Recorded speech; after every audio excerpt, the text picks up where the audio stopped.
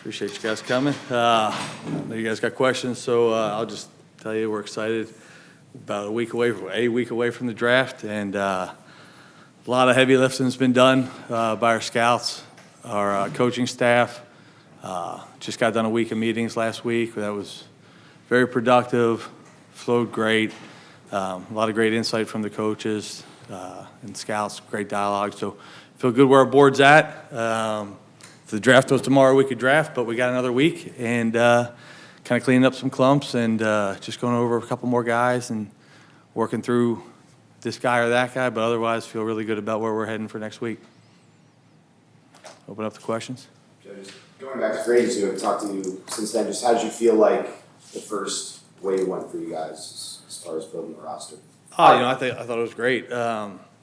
Free agency is it's a moving target. It is, and you go with a plan, and I think our plan was to add as much to our team as we possibly could. And you look at what we did, we were able to address a lot of different positions, and sometimes it takes some patience out the gate, and I think that's the way to play it, honestly. I think you got to make smart decisions, calculated decisions, and try to build your roster as deep as you can going into the draft so you can sit there and let the draft come to you and pick the best player available, and I think we were able to accomplish that.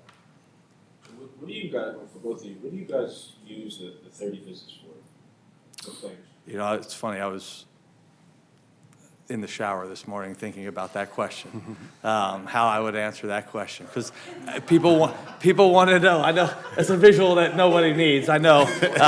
Sorry, Josh. I just keep rolling, right? But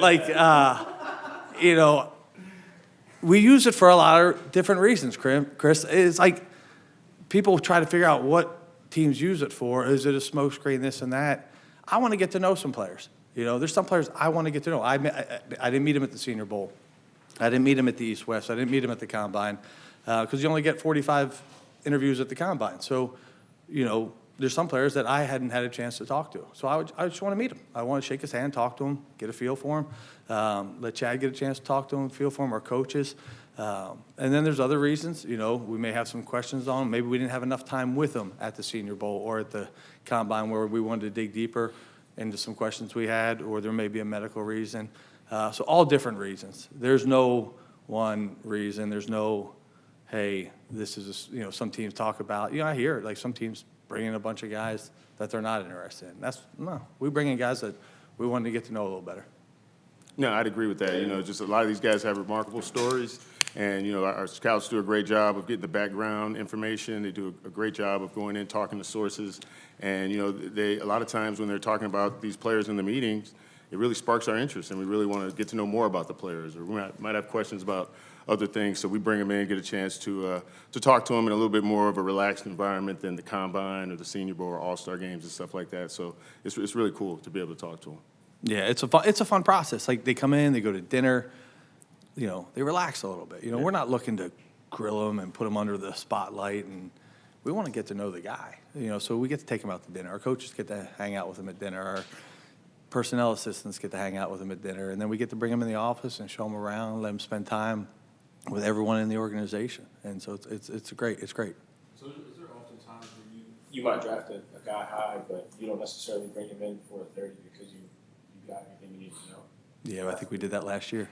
Yeah, Joe, and again, we talked to Joe at the Combine, and Mike Elston knew Joe, Chris O'Leary knew Joe, so it was an easy. We didn't have questions on Joe, and I knew Joe. I met him. I talked to him at the Combine. I met him at Notre Dame, so felt good, But sometimes it's just to shake a guy's hand, I haven't met him yet, and so I want to see what he's like.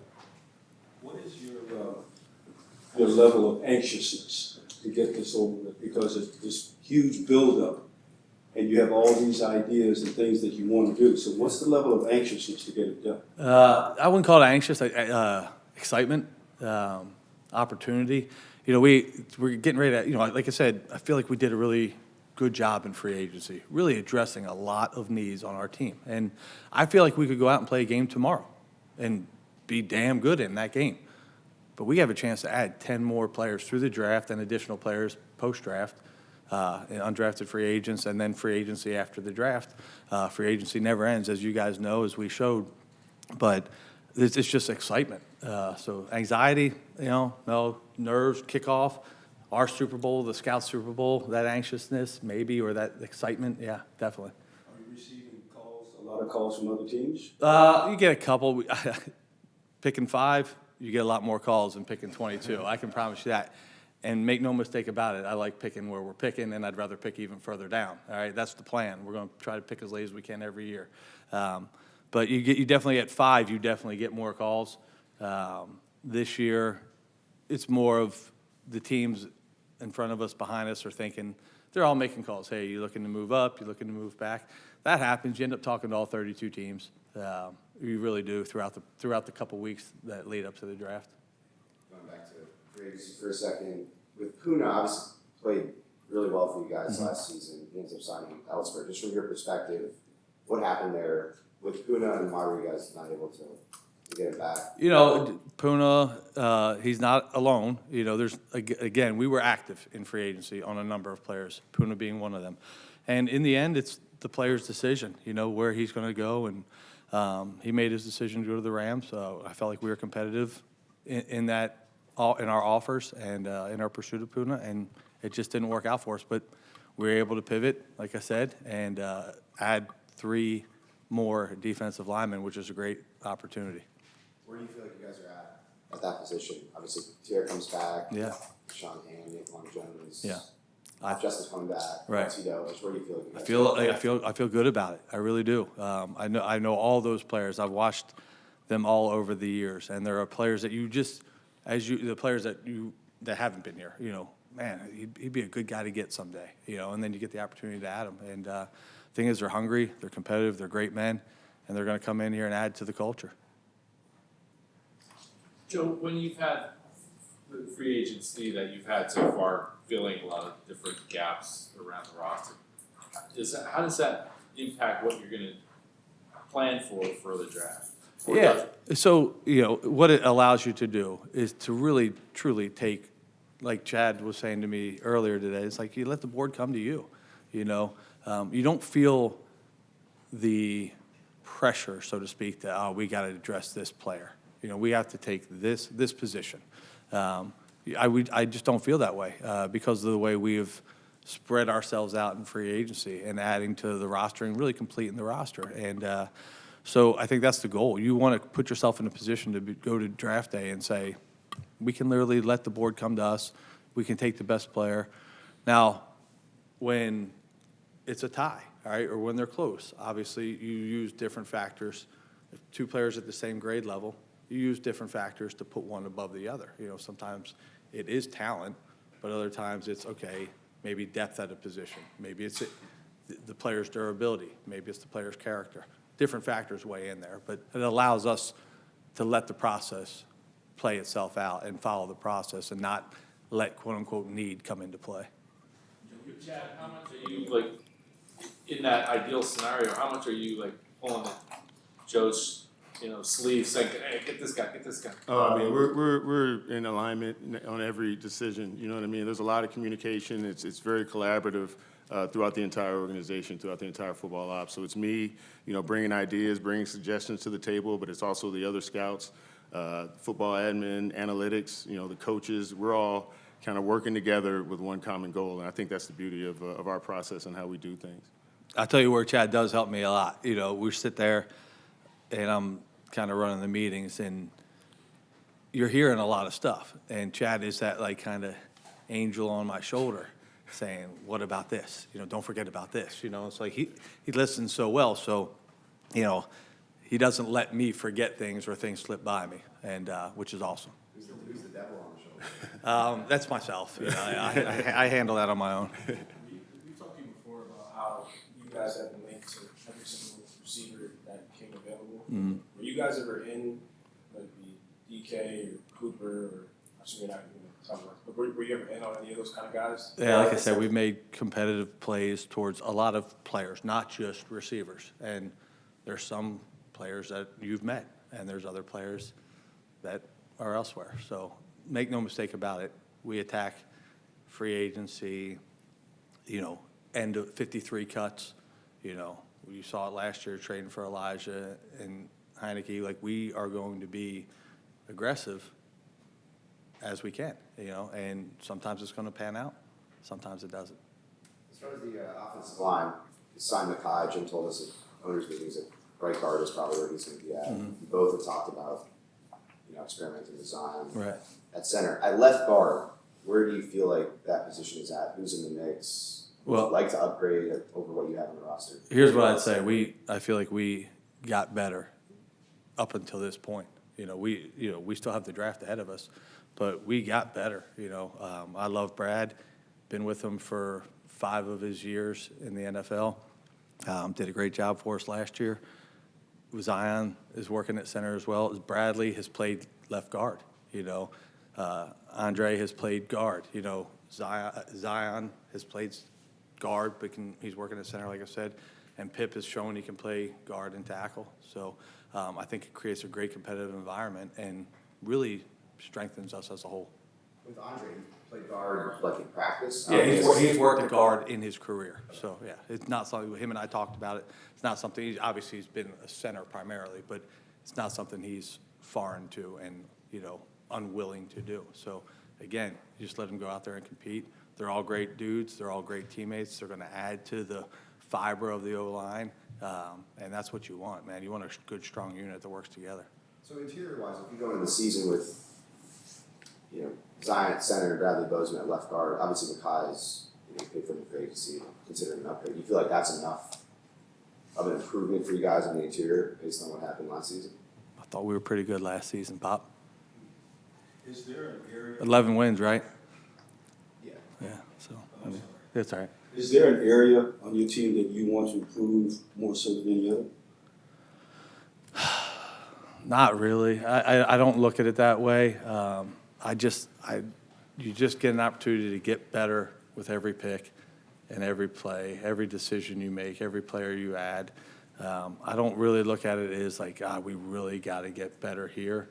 Because if you do, you can force yourself. And I've been part of that, Jim. I've been part of a decision-making or making a specific decision where it's like, we really got to upgrade this position. And it didn't work out. And I think that's when you make the biggest mistakes, when you're so focused on one position that you just force yourself into a pick. And, sometimes it does work, but other times you get left saying, gosh, if we just would have taken the best player available. Is there more pressure because you're in this city with all the teams that are here and all the sports dollars that are here? Yeah, I think the pressure is the league. The city is the city, right? And we love it here, and it certainly is competitive, and there's a lot of sports teams here. But we want to be one of those consistently successful teams. And we don't want to win one year and then have to go back and rebuild. We want to build a consistent winner that this city is proud of, that this city embraces, that this city believes in. And I think we're on the way to doing that. I feel really proud of the job we did last year as an organization, the support we got from Dean and John, and everything the coaches and the scouts did to build this team up to where it is right now. And I think we're just getting started. Joe, you have a previous experience at 22 in Baltimore. You picked, you traded back. Does that experience help you at all, or is each draft sort of its own entity? Yeah, I think the experience of picking in the 20s in Baltimore lets you know, okay, this is the cluster of players you're probably going to be getting. And you kind of weigh, obviously when you trade back, you have to have someone calling you to trade up. So, I've seen Eric and Ozzie trade back, and I've seen how they handle it. And we'll have a plan in place for every call that comes in, if a call comes in, that, hey, this is what it'll take, this is what we're willing to go back for. Being in those positions, watching the way we've done it in Baltimore will help me, and gives me a good baseline for what to follow. You mentioned that last year how this kind of, not necessarily approach, but just the mindset of drafting a change now that you're picking a little bit later. And hopefully, as you mentioned, like you want to keep picking in the later rounds anyway, Yeah. the later picks. Yeah. So, 5, listen, we kind of felt like we might have a good chance, knowing the quarterbacks were going to go. We might have a good chance to get the best player on our board. And it kind of worked out that way because the quarterbacks went. Obviously, there's a very small probability that we're going to get the best player on our board at 22. But that's okay. We're still going to get a great player. And our job as scouts and coaches organizationally is to get the board right and the stack right. So the highest player on our list is the right player for us, and so, we got to get that guy right. So let's get this stack set up. And that goes throughout the draft, every decision, first round, second round, fifth round, hey, last year we're looking at Tarheeb and Cam. It's like, who are the best players right now? And it was Tarheeb, and then we waited 2 picks or 3 picks, whatever it was, and we took Cam.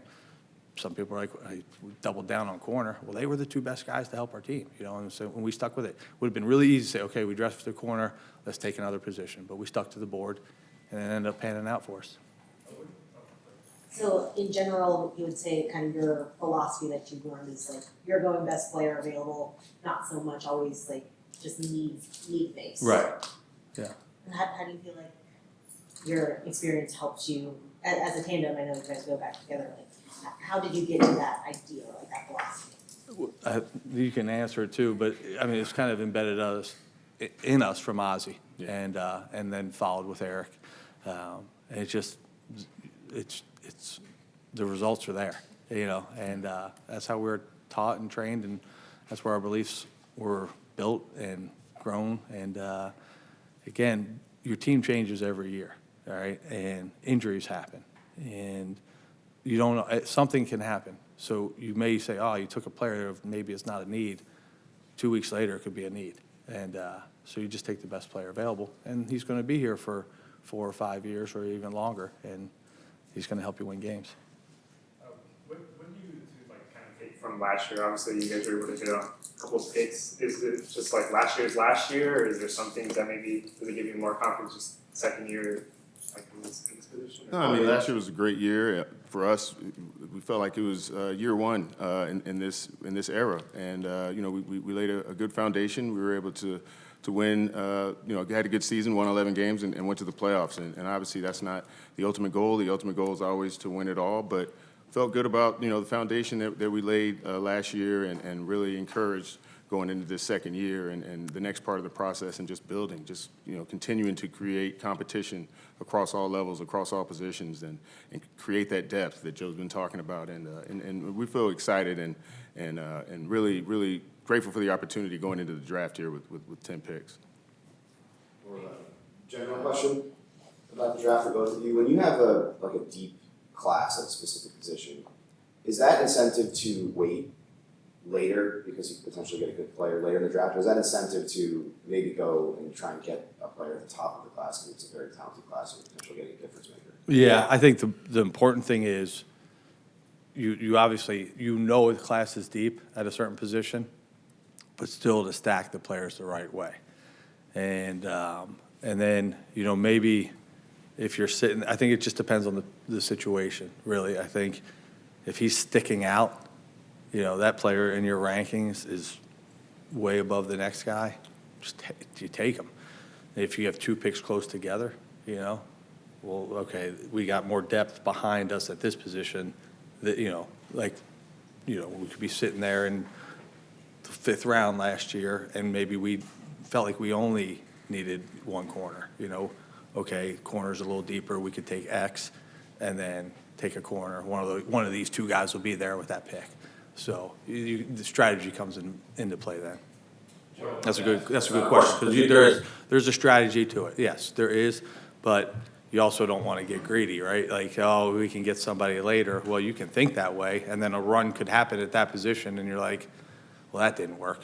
So just take the best player, especially if he's sticking out. Joe, you've got the comp picks that you said you like, or was it love? I forgot. Yeah, love. You love comp picks. You kidding me? You love them. And how much is that? Even though it's kind of stacked at the end of the draft, how much does that kind of play into your strategy? yeah, Knowing that you've got these extra. I just think it's an opportunity late in the draft to really try to hit on great opportunities, like great sleepers, finds in the draft. And that's day 3 is when, and I'll say this again on Friday night, day 3 is when the scouts get really excited, all right? And the coaches too. because they've looked at all these players, and you sit there and you're looking at what's left on the board, and you really say, okay, who do you guys love? So that's when the momentum and you see the conviction come out, and to have 4 or 6 round picks, that's going to be fun. Like we get to find guys. All right, who's got conviction on this player, and it can be any position, and so that's the beauty of it, and so I'm looking forward to that. Going back to the positions that are deep, are there a couple off the top of your mind that are pretty strong this year? Yeah, I mean D-line and running back, and I'd say tight end, corner. There's a lot of corners up there on the board we like. So those are probably the 4 that stand out. And that's not to say that other positions aren't deep, but they're the ones that I think if you just pull up ESPN, everyone will talk about. And certainly the edges are strong in D-line as a whole. And but I feel like there's players at all positions in all rounds that we'll be able to, find. Have you, or do you, talk to key players about their ideas? Yeah, absolutely. So you talk to key players about their ideas. The other thing is the players are one of the best resources out there when you talk about other players. If it's a vet, hey, do you know this guy? We're thinking about him in free agency. I'm thinking about trading for this player. Do you know him? In some cases, we have guys here that have played with him on other teams. If it's one of our younger players, they've played with a lot of these prospects. So I can see any of our guys, any of our rookies, I can see Ladd or Joe and talk to them about players that he played with. And they're great resources, because the one thing a rookie or a second-year guy here knows, he knows the culture and the fit. So I can ask them, and I've done this in Baltimore and I do it here, hey, do you think he'll fit in? And hey, we got some questions on this player. Or, hey, I really like this guy. What do you think? Is he a fit? And they're not going to sell their friend or their former teammate if they don't believe he'll fit here. So they're a very valuable resource. With both of you, what made you guys want to get Trey Lance? Just a talented young player. He's younger than some of the players in the draft. A lot, actually, a good number of players in the draft, with COVID and all that. And so a player with that tools, he's a great man. Had really enjoyed meeting him when I spoke to him, and, competitive, and everyone who's been around him has said great things about him. So guy can come in and compete and make our roster better as a whole. Yeah, I'd echo that. Just really talented young player at a premium position who we were all extremely fond of in the draft process when he was coming out, and he is a great young man. And so just to create more competition on the roster, and like I said, at a premium position, a guy who we have a lot of information on. We know he's a great person as well. So it's just a real good person to add to the locker room and to the culture. Just a general question for both of you. I don't know how much you guys have looked at, like a Travis Hunter. Where do you guys see him in the NFL with both ways at all? What positions he could play, if you've looked at him at all? Yeah, well, we've looked at him. Again, at 22, I don't know if he's going to be there. But I don't know. I mean, it's a draft. You never know. Very talented player. Great young man. And he could play either position. I think I agree with people that say it's hard. Meetings, being in both, absorbing all the game plans to play two-way, be a true two-way player. That would be a challenge. It'd be cool to see done, but I think he could start at whatever position he wants to start at, and maybe moonlight at the other position. Yeah. No, I'll just echo that, man. He's a great player, and he's been doing it the way he's been doing it for a long time. He's been playing both ways, so I'm not going to bet against Travis Hunter. Nope. Yeah. Just with running back, is there a specific skill set you guys are looking for as far as pairing with Najee? Again, that's one of those things where you grade the player, you evaluate what he does well, what he doesn't, what he may not do as well.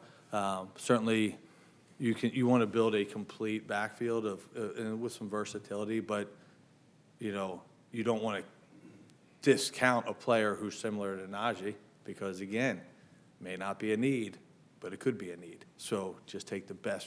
If we're taking a running back, get the running back stacked in the right order as, hey, who helps us? Who's the best running back? And, you know, we talk about what every player offers. It's not just running back, you know, talk about corners. You know, can they play outside? Can they play inside? Safeties? Can they play in the box? You know, linebackers, are they a Mike Will? You know, edge guys, can they set an edge? Can they cover a tight end?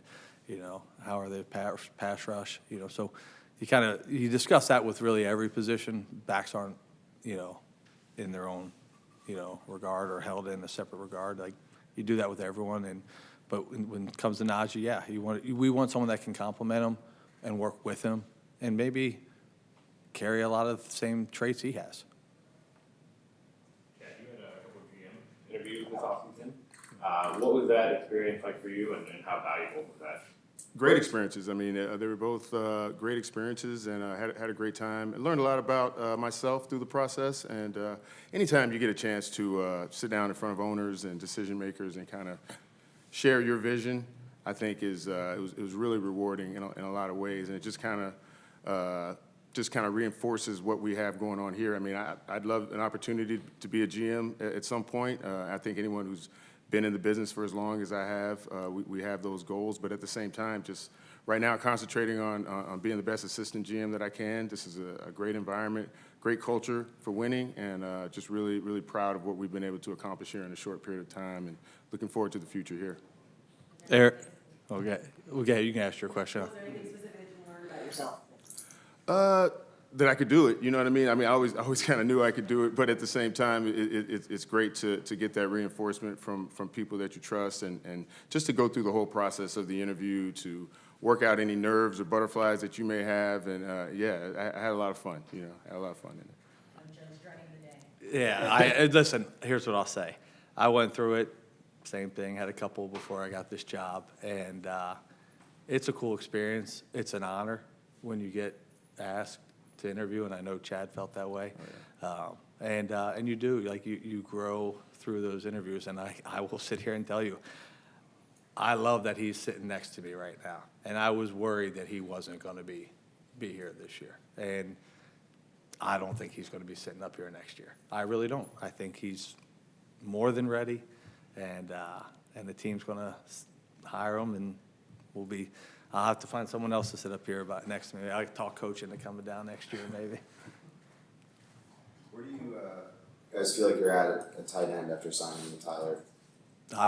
You know, Chad knows Tyler. He was with him for 2 out of the 3 years he was with the Jets. But yeah.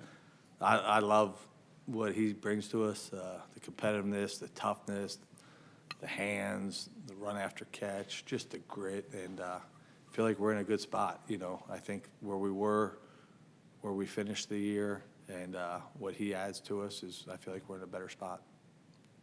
Has there ever been a time when you talked to a player or an agent, and that player and or agent said, you know, I think I'd rather stay on the East Coast? Has there ever been a time when you've had to really convince a player that this is the place for them, when at first there was hesitancy on their part?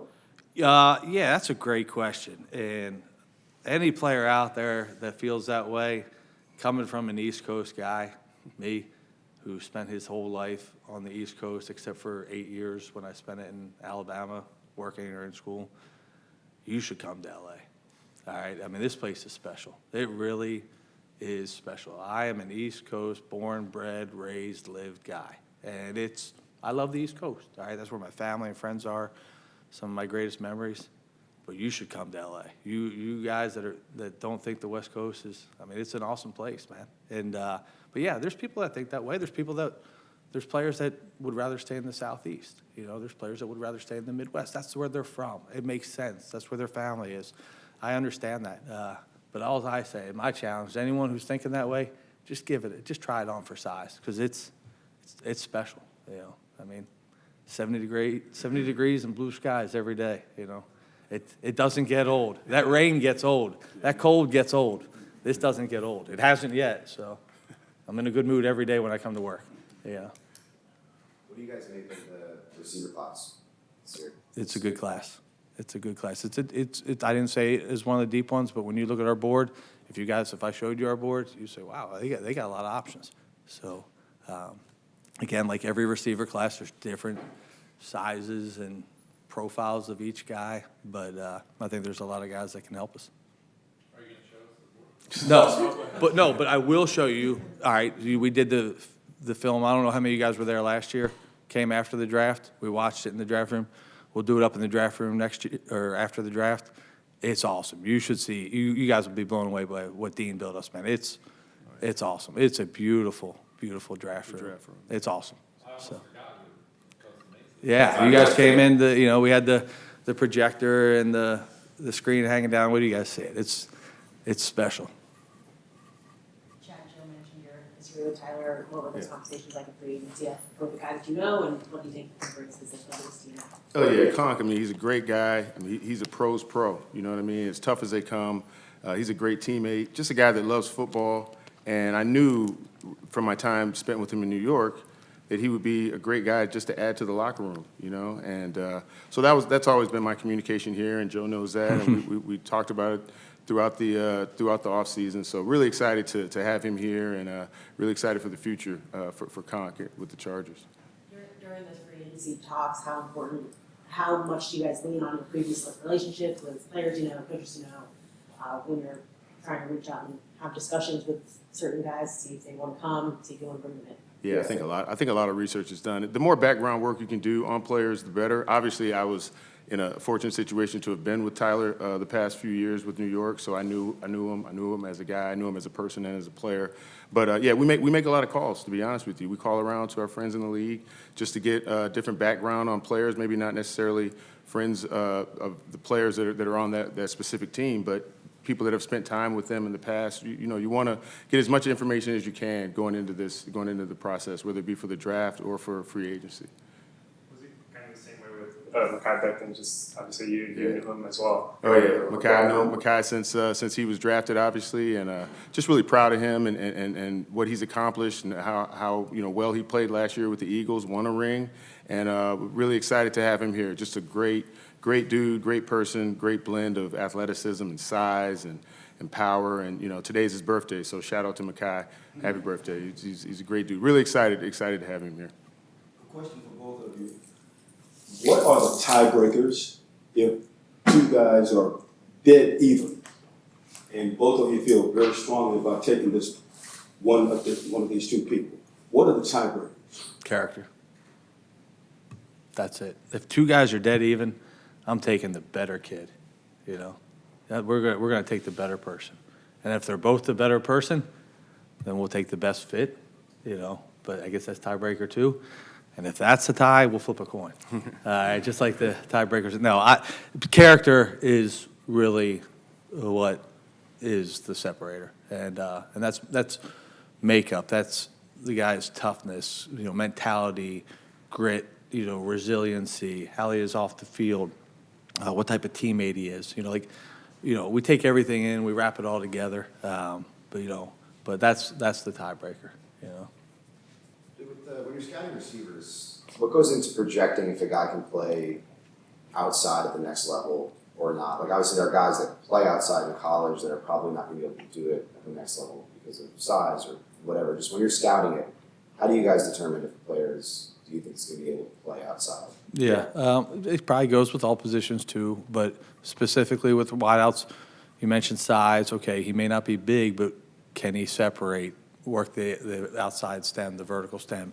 Can he track a football? When you're talking about outside receivers, he gives up some size, but he can run by people, so he still has value outside.